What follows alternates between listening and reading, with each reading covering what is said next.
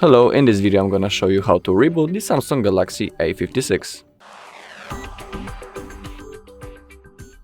Alright, so let's begin. So basically the process is really easy. And also you can perform the reboot from time to time. For example, when your phone is lagging a little bit and it likes to crash. So it's really good to reboot your phone. So to perform the reboot, first we need to get into the power menu. We do this by simply holding the power button and the volume down button. So that's what I'm gonna do now.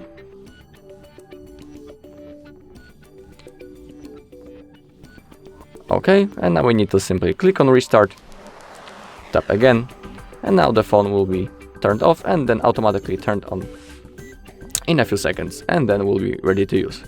So that's all in this video. If you find this video helpful, please leave a like, comment and subscribe.